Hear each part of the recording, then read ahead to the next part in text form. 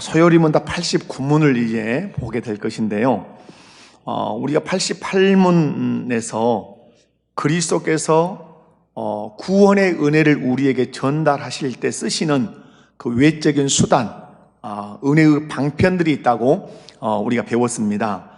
하나님께서 우리에게 은혜를 베푸실 때 아주 신비로운 방법으로 하늘을 열어서 하늘에서 음성이 들려서 우리를 그렇게 구원하시는 것이 아니라 하나님이 쓰시는 그 은혜의 방편들이 있다고 교리는 설명을 하고 있고 또 성경은 그렇게 가르쳐 주고 있습니다. 그 구원의 은혜를 우리에게 전달하는 그 외적인 수단, 은혜의 방편은 세 가지라고 지난 시간에 배웠는데요. 하나는 말씀, 하나는 성례, 하나는 기도. 하나님께서 우리에게 은혜 주실 때 또 우리에게 구원의 은총을 베푸실 때 이 세 가지. 그런데 가장 앞선 것이 무엇이냐면 말씀이라고 하는 사실입니다. 이 순서는 바뀌어서는 안 되는 것이요.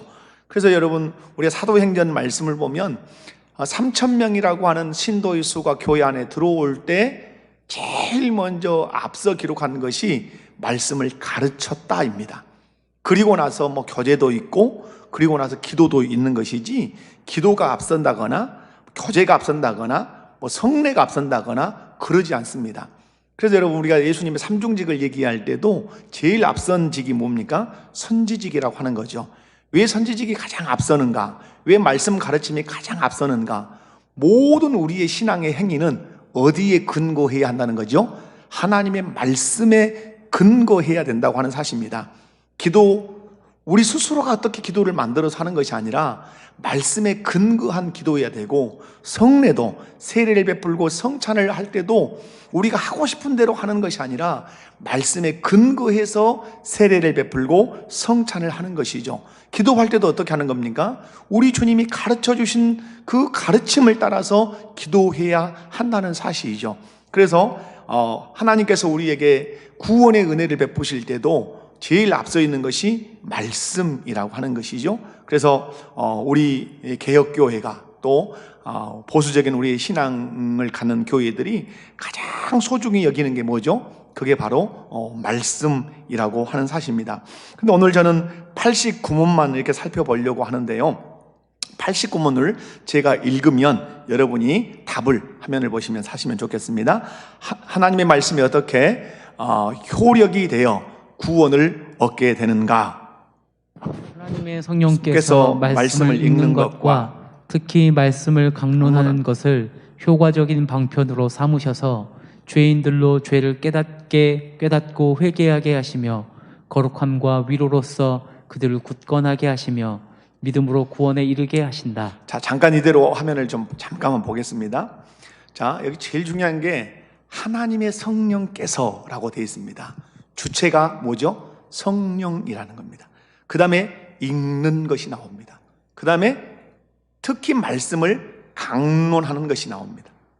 그런데 이 말씀을 읽는 것과 강론하는 것을 효과적인 방편으로 삼으셔서 하시는 일이 있습니다. 그게 죄를 깨닫게 하고 회개하게 하고 거룩함과 위로로서 그들을 굳건하게 하시며 믿음으로 구원에 결국은 이르게 하신다, 이겁니다. 자, 이제 제가 설명을 해 가도록 하겠습니다. 하나님께서 우리에게 구원의 은혜를 베푸실 때 사용하시는 도구들이 있는데 말씀, 성례, 기도다 이렇게 했어요. 근데 가장 앞선 건 뭐라고요? 말씀. 그러므로 우리 교회와 성도들이 가장 소중하게 여겨야 되는 것은 하나님의 말씀인 줄로 믿습니다.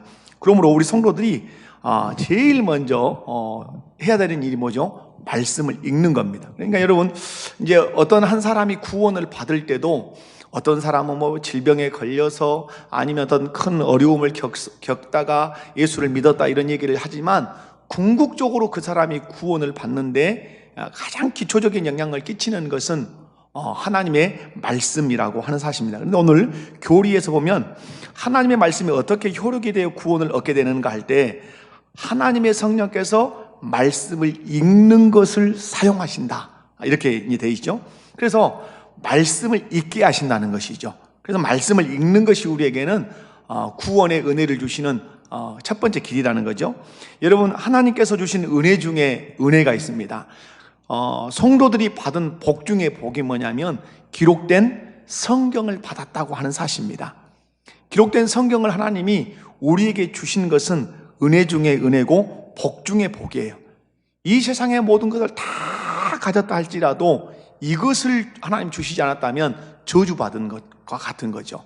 타락한 인간에게는 뭐죠? 이 세상의 모든 만물을 내가 다 소유해서도 성경이 없다면 우리는 구원 얻을 수 있는 길 자체가 없는 것입니다.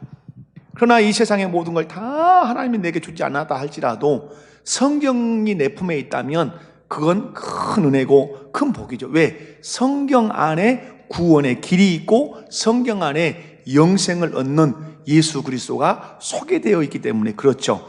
그래서 여러분이 성경책을 들고 다닐 때 성경책을 터부시하거나 함부로 하거나 그러지 않고 성경을 볼 때마다, 이 기록된 성경을 볼 때마다 기록된 성경을 주신 하나님께 감사하셔야 돼요. 아멘. 1600년이라고 하는 기간 동안에 성경이 기록이 됐거든요.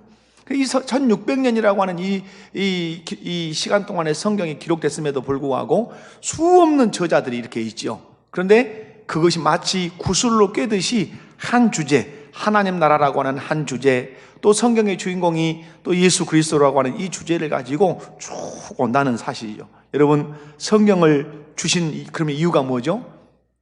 성경을 통해서 구원의 진리를 발견해라. 더 직접적으로 얘기하면 누구 만나라? 예수 만나라 하는 거죠. 그래서 여러분, 예수 만난 이후에 또 뭐죠? 늘 성경을 읽고 예수님이 원하시는 삶을 살고 있음을 따라가는 삶을 살아야 된다고 하는 사실이죠. 성경을 주신 것은 늘 읽고 또 듣고 배워서 하나님의 은혜 안에 늘 머물기를 원하는 하나님의 뜻이 있다 하는 사실을 꼭 깨달으시기 바랍니다. 그런데 여러분, 하나님의 말씀은 저절로 은혜가 되는 게 아니라는 사실이에요. 여러분, 성도들이 성경을 읽거나 아니면 아주 예수를 전혀 모르는 사람이 누군가로부터 성경을 받아서 읽기 시작할 때 읽으면 무조건 은혜가 되는가? 그럴까요? 그러지 않을까요? 그러지 않아요. 읽는다 해서 무조건 은혜가 되는가요? 그럼 읽지 말자는 건가? 아니라는 거죠. 일단은 읽어야 되죠.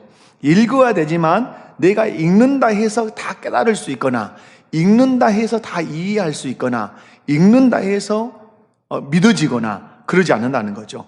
오늘 교리문답에서 제가 가장 중요한 게 뭐라 그랬죠? 하나님의 성령, 성경 읽기, 성경 말씀을 설교를 듣기, 이때 우리로 하여금 깨닫고 이해되고 믿어지게 하시는 분이 누구라는 거죠? 성령의 역사란 말이죠. 그러니까 누군가가 성경을 읽다가 그것이 깨달아지고 그것이 믿어져서 예수님을 나의 구주로 믿었다면 그가 영리하고 똑똑해서가 아니라 그에게 하나님의 성령께서 은혜를 베풀으셨다는 중요한 증거인 것입니다. 여러분, 성령께서 그 사람에게 깨닫게 하시고 이해되게 하시고 믿게 하실 때 그가 성경 안에서 구원의 진리가 되고 도리가 되시는 누구를 만날 수 있다? 예수 그리스도를 만날 수 있다. 그러므로 누군가가 산속에서 혼자 성경을 읽었는데 뭐 깨달았다 했어요. 그런데 엉뚱한 길로 가면 그건 성령의 역사는 아니죠. 여러분, 어떤 사람들은 혼자 성경을 읽어서 어떻게 구원의 진리를 깨달을 수 있는가 이렇게 말할지 모르지만 여러분, 성경의 저자가 누구십니까? 성령이시죠. 그러면 그 어떤 사람이 성경을 혼자, 성경 교사도 없고 설교자도 없고 마치 북한에 있는 동포처럼 그 지하에서 혼자 숨어서 성경을 읽는데 그 안에서 예수님을 만나고 예수님이 내 죄를 위해서 십자가에 죽으신 구주요, 나를 의롭다 하시기 위해서 살아나신 그 부활의 주님이라는 사실이 믿어지는 이유, 선생님도 안 계시고 목사님도 안 계시는데 그게 성경을 읽으면서 깨달아지고 믿어지는 이유는 뭐죠? 그가 영리하고 똑똑해서가 아니라 그에게 하나님의 성령이 말씀을 깨닫게 해주셨기 때문이라고 하는 사실이죠. 사랑하는 성도 여러분, 우리 신앙생활에서 말씀이 없는 신앙생활은 불가능한 거죠. 뿐만 아니라 그 말씀을 깨닫게 하시고 그 말씀을 이해되게 하시고 그 말씀을 믿게 하시는 성령의 역사 동안 없어서는 안 된다고 하는 사실입니다. 말씀을 읽을 때 누가 역사하신다? 성령이 역사하신다. 그래서 여러분, 성경을 얘기할 때 구원의 비밀이라 하잖아요. 그 비밀을 알게 하시는 분, 그분은 누구시다? 성령님이시다. 그래서 성경을, 여러분 성경 읽기를 또 잘 하시기 바랍니다. 읽을 때 반드시 기도해야 될 것이 뭐라고요? 반드시 기도할 것은 성령님 깨닫게 해주시라고 그렇게 기도하시기 바랍니다. 그러면 또 하나 살필 수 있는 것은 성경 읽기와 설교 중에 우선된 도구가 뭐냐 하는 거죠. 여러분 뭐가 우선일 것 같아요? 성경 읽기와 설교 중에 무엇이 우선될 것인가?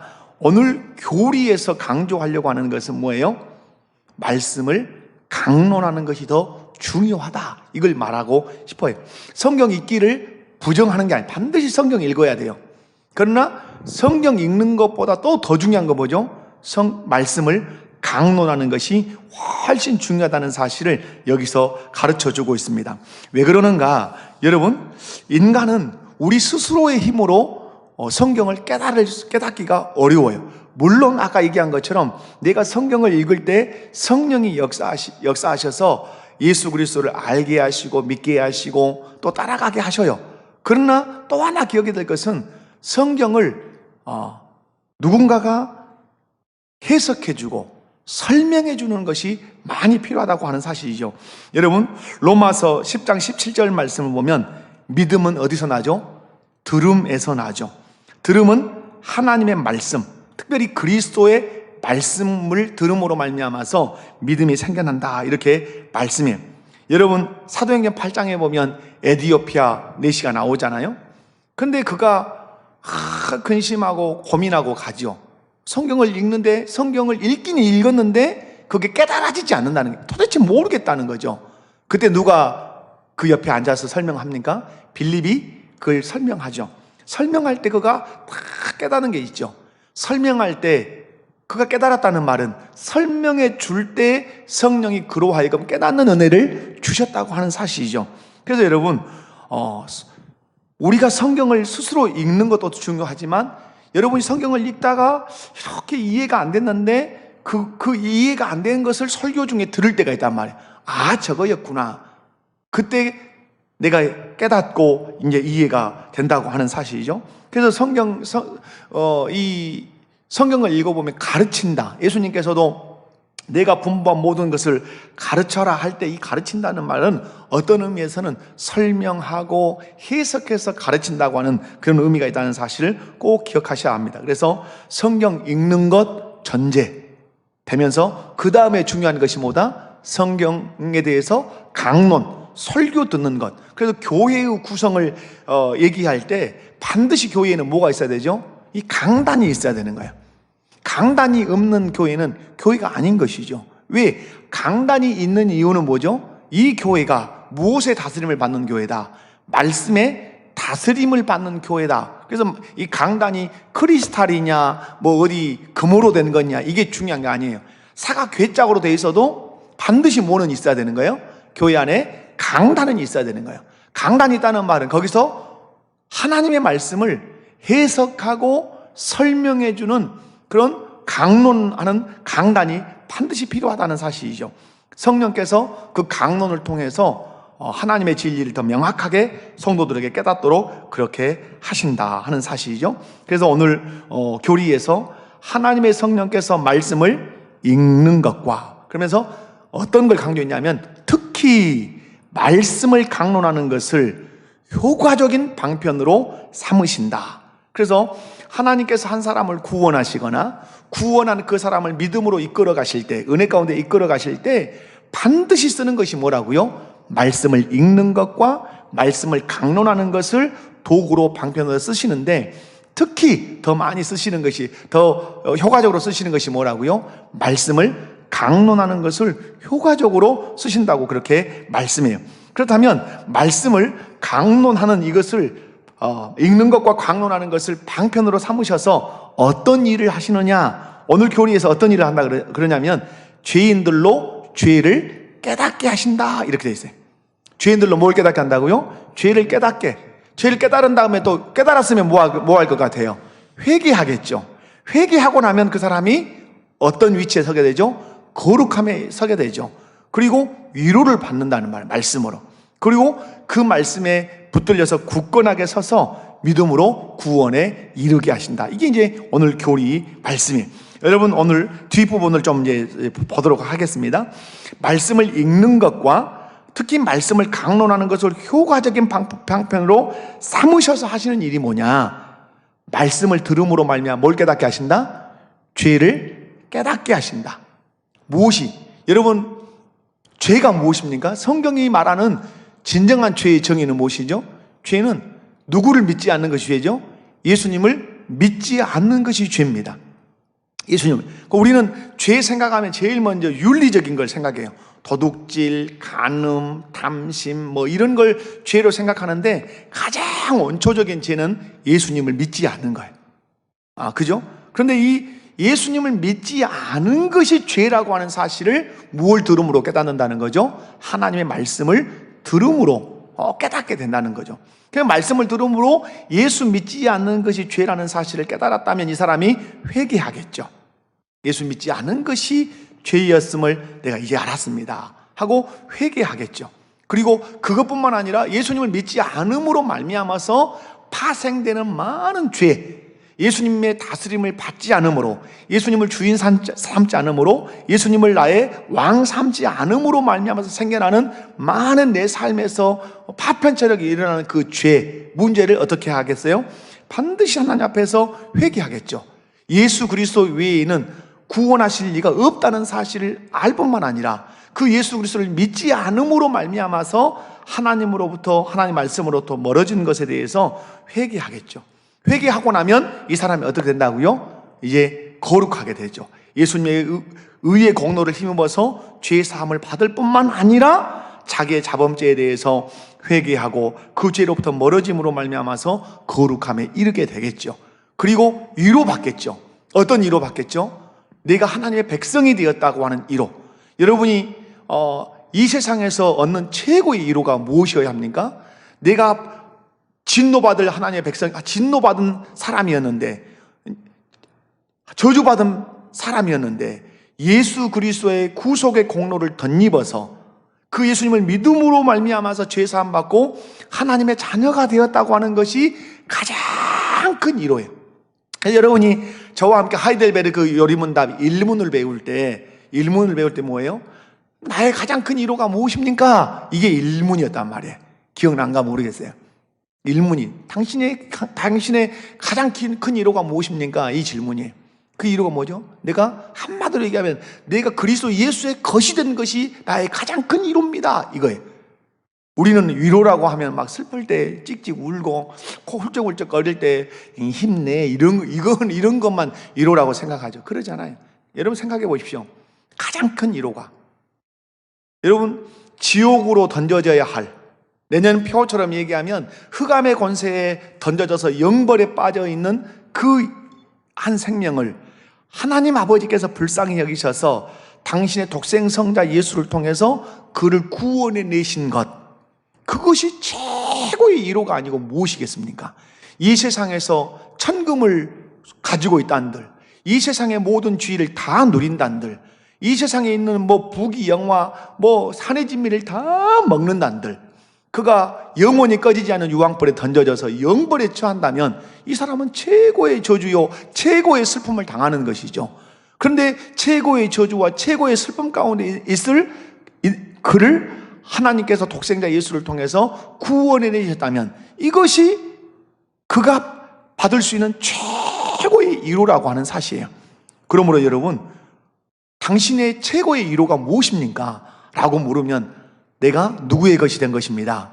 예수 그리스도의 것이 된 것입니다. 예수 그리스도 하나님의 자녀가 되는 것입니다. 하나님의 백성이 되는 것입니다. 이것으로 위로를 받으셔야 돼. 그래서 거룩함과 위로로서라는 이 용어가 여기에 들어있는 거예요.